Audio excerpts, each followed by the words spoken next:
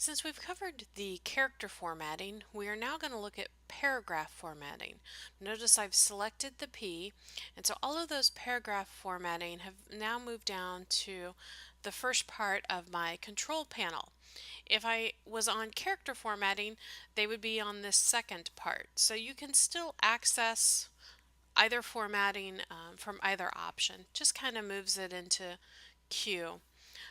So some of this formatting should be familiar to you as just text formatting you would see anywhere. So I'm going to select my text using Command A because I want to make sure I can select the text even that I can't see because of that red plus mark. And so I have align to the left, center, align to the right, align toward the spine, align away from the spine, justify, and that is a force justify. Justify with last centered, and justify with last left. After that brief overview of looking at some of our formatting, let's move down to the second document I put together so we can kind of just look at how text can be formatted in a little cleaner environment. And again, I'm going to hit Command A to select all of my text, and wanted to look at these options over here, which are indents. And these visual cues are great ways for you to look at how things are going to be indented. So this one would be a left indent of all the text. So we're going to put in 3. You can see that indents all of our text. This is a right indent. This, and I'm going to go in to right here at this text. This is space before, and then I'm going to go to this area, and this is space after. That might seem to be an odd thing that you would want to include, but if you hit return or spaces, it doesn't necessarily travel with this text block. And if you want that space to travel with that text block, this is a better option for you. Especially if you're designing things like sidebars, that can be a better choice for you than return a whole bunch of times. This is the first line left indent. This is what you would be using most of the time. 1P is a good generic first line left indent. This is a last line right indent. You can see what that looks like. And these last two have to do with making drop caps. So if I come up here and I'm just going to select my letter I, I'm going to tell it I want to drop 4 lines. And oh wait, I guess I want to do that whole first word or first 2 letters of that word. So that's what those do. Notice that then this left indent looks a little weird. So if you do use a drop cap, come back over here, take that indent off so that the drop cap is flush to the left.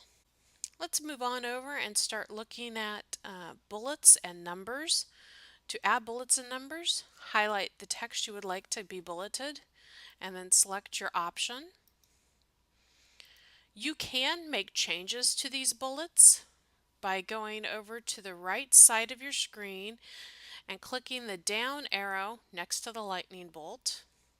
You're going to drop down to bullets and numbering. And this is just a great little skill to kind of keep in your back pocket. So these are your default bullets, and you can add new ones. So I'm going to search under Zap Dingbats and look for some additional bullets. And so if I wanted to use these square ones, I can add those in, hit OK, and then select those, click my preview button, and those become my new bullets. Here I can change where I want these indents to be and change those positions. And I can do the same thing if there were numbers, changing the format of those changing the position. So that is bullets and numbering. The next thing I wanted to show you is hyphenation. So we have a couple of hyphens right here, a couple down here. If I hit Command A and uncheck hyphenate, all of my hyphens disappear. So it's going to force my text onto the next line with that hyphenation. Before you do something like that, you definitely want to check what the style of your publication is, because that would be a very style-specific change. Aligning or not aligning to base grid would again depend on your style. This is what that looks like, so it aligns it to that one pica baseline I currently have. So if you change your baseline, it's going to change how your text aligns, and just be aware of that. Next, you have your option for columns, so you can type in, say we want 3 columns here. Here you can change your columns, and here's the space between the columns. So we'll exaggerate that so you can see that. This is really kind of a neat feature. So let's say this is the lead of our story, and we want it to span across 3 columns, and then we want to do some changes to the leading. You can use that spanning the columns to kind of get that look.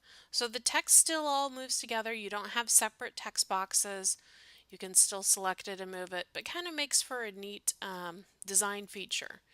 You can then couple that with the space after and add some space if you would like to. So that's kind of a contemporary look I'm seeing in a lot of magazines now. Let's go up and apply those to our text box right here.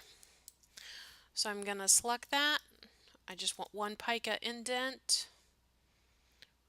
I am going to put this in, let's do 6 columns, and we're going to do drop cap of 4 for the first letter. I'm going to highlight that first letter and drop that 4 lines.